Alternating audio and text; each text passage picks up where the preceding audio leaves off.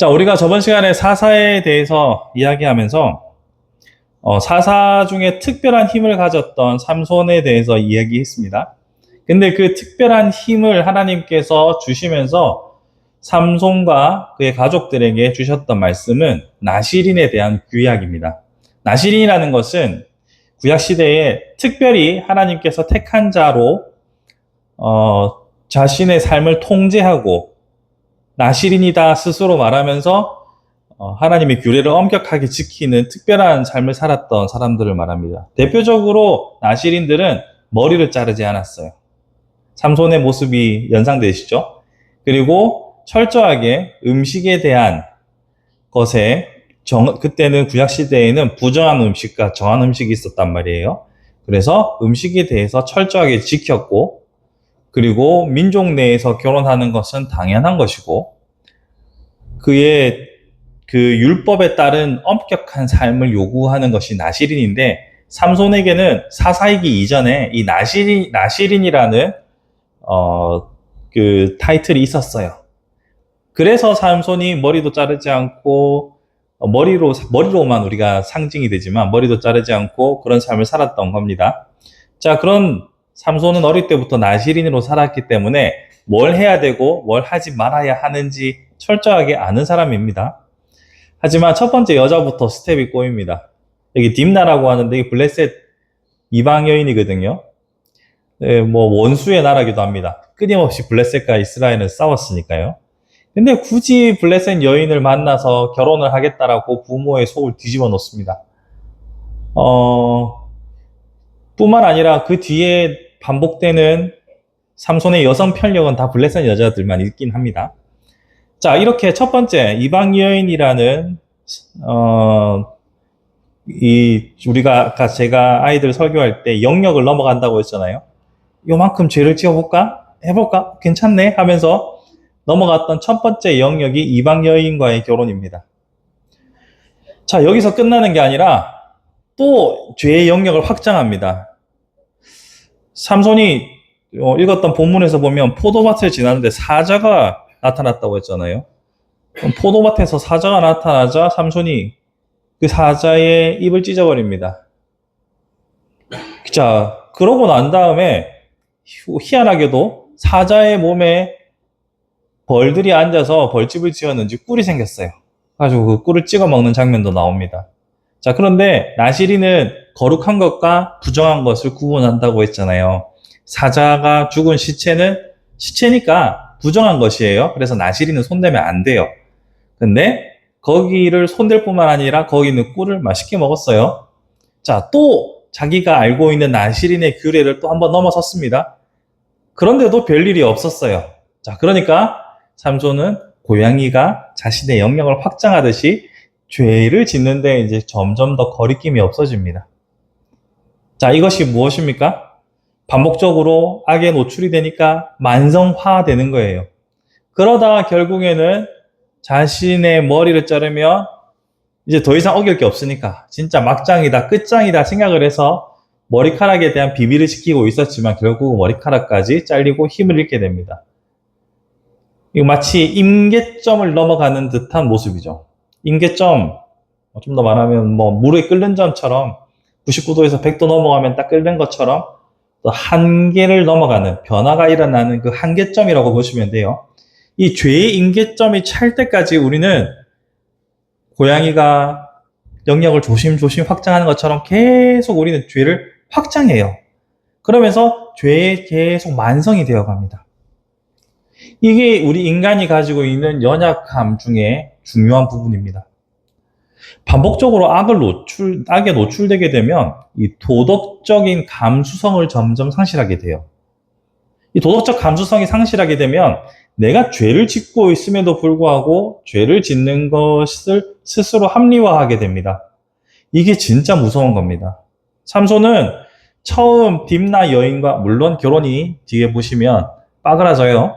파혼이 되지만 이것의 문제점을 전혀 인식하지 못하고 계속해서 이방 여인을 결국은 그의 머리를 잘리게 되는 지경까지 간 것도 다 여인 때문이지 않습니까?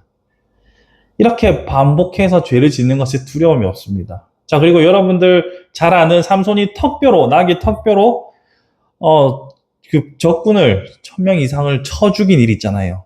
그때도 사실 턱뼈도 부정한 물건인 거예요. 참 아이러니하죠. 하나님의 능력을 사용하는데 나시린으로서 하면 안 되는 부정한 도구를 통해서 하나님의 능력을 사용했어요. 자, 이렇게 만성화되어 가는 것을 우리는 경계해야 합니다. 우리가 처음부터 악인의 길을 가진 않아요. 물론 우리가 본성이 악해서 선한 일을 추구하기보다는 언제나 악한 일에 우리의 마음을 빼앗기곤 합니다. 유혹에 쉽게 넘어갑니다. 하지만 먹음직도 하고 보암직도 하고 우리의 욕망을 충분히 자극하여서 하나씩 하나씩 단계별로 하다가 임계점을 넘어가는 거예요. 근데 문제가 뭐냐면 이 임계점이 어딘지 우리는 몰라요. 어느 시점에서 우리가 하나님께 혼나는지 잘 모릅니다. 여러분, 이 선을 넘어가면 이 선은 넘으면 안 되지라고 하는 것들이 있잖아요. 근데 그 선을 넘는 거는 생각보다 쉽게 다가옵니다. 여러분, 우리 주변에서도 보면 큰 죄를 지은 사람들이 처음부터 그렇게 악인이었던 게 아니에요. 하다 보면서 뭐 이 정도는 어때라고 스스로 합리화하다가 깊은 죄에 빠지게 된다는 거죠. 구체적인 예로 아담과 하와가 선악과를 따먹었던 장면을 생각해 봅시다. 하와가 처음에는 그거 하나님 먹지 말라고 그랬어 라고 단호하게 말합니다. 하지만 시간이 지나고 계속 이야기가 이어질수록 그가 스스로를 합리화해가는 과정에서 보면 대표적으로 나타나는 단어가 먹음직, 보암직, 맛있어 보인다. 보기 되게 좋은데? 괜찮을 것 같은데? 스스로 마음에서 합리화하는 거죠. 자, 그렇게 영역을 조금씩 양보하다 보면 우리는 넘어지는 겁니다. 그리고 그 넘어지는 임계점을 우리는 어느 선 넘어가면 우리는 진짜 끝장날 거야. 이거 잘 몰라요. 더 재밌는 것은요, 우리가 스스로 내가 이 선을 넘어가면 나는 진짜 큰일 날 것 같아 라고 생각하는 그 임계점도, 자기가 세워놓은 임계점도 계속 바뀝니다. 내가 요만큼 죄의 영역으로 넘어가잖아요. 그럼 우리가 생각하는 그 임계점, 한계선이 또 요만큼 넘어갑니다. 내가 또 요만큼 죄 짓잖아요. 그럼 한계선이 또 넘어가요. 그러다가 삼손이 힘을 잃는 지점에 이르는 것처럼 우리가 큰 환난과 위기를 맞이하는 순간이 언젠지도 모르고 맞이하게 되는 거죠. 이게 인간의 어리석음입니다. 인간의 어리석음이고 반복적인 악에 노출된 인간의 이 무뎌진 도덕적 감수성입니다. 이 도덕적 감수성이라는 부분에서 우리가 주목해야 할 것은 우리가 악을 반복하면서 스스로를 합리화할 때 가장 강하게 작동하는 것이 뭐냐면 인간의 욕망이거든요.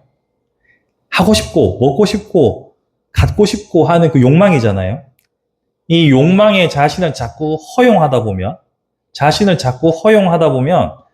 악에 물들게 되고 그 악을 통해서 자신이 욕심을 부려서 자신의 욕망으로 하는 모든 일들을 긍정합니다. 그러다 보면 감수성이 떨어지겠죠. 도덕적이든 뭐든 감수성이 떨어지잖아요. 그렇게 되면 나중에 어떤 현상까지 가냐면 한나 아렌트가 말하는 악의 평범성까지 가는 겁니다. 즉 2차 세계대전 당시에 독일 나치군들이 유태인들을 가스실에서 학살할 때에도 거기에 동원됐던 공무원들은 나는 그냥 시키는 대로 하는 거야. 나는 공무를 수행하는 거야. 라고 하면서 수많은 사람들을 죽여나갔단 말이죠. 공무원으로서의 자신의 안정감, 그리고 국가의 이득이라고 생각하는 그 합리성이 만나서 그토록 잔인하고 악한 사람들이 그 악에 대해서 감수성을 상실하고, 그죠? 악의 평범성이라고 말할 수 있는 지경까지 이르는 겁니다. 그렇기 때문에 우리의 욕심을 너무 쉽게 봐서도 안 되고, 쉽게 타협해서도 안 됩니다. 자꾸 양보하고 내 죄악의 영역을 확장하다 보면 어느 순간 우리는 그 임계점에 다다라서 무너질 겁니다. 사랑하는 성도 여러분, 말이 좀 어려울 수도 있지만 간단하게 설명하면 이와 같습니다. 우리의 욕심 때문에 조금씩 죄를 허용하다 보면 우리는 어느샌가 악인이 되어버릴지도 모릅니다. 내가 스스로 합리화하고 스스로를 정당화하다 보면 어느 순간 나는 아무렇지도 않게 악을 행하면서도 스스로 나는 거룩하다 말할지도 모릅니다. 우리는 한국교회 역사 속에서 이런 모습들을 많이 봐왔잖아요. 교회 안에 많은 성범죄들이 어떤 식으로 일어나겠습니까? 처음부터 그렇게 강력한 성범죄들이 일어났을까요?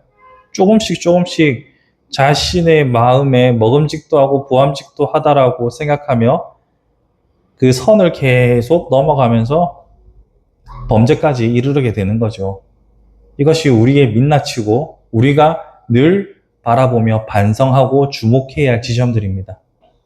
삼손의 삶에서도 알 수 있듯이 우리의 역사에서도 알 수 있듯이 우리의 본성이 악함으로 이 악한 본성대로 살아가면 반드시 악에 익숙해지고 만성이 되어 큰 죄인이 될 수밖에 없다는 사실을 기억하여 작은 문제들로부터 스스로를 엄격하게 돌아보며 하나님의 도움을 구할 수 있는 저와 여러분들이 되었으면 좋겠습니다.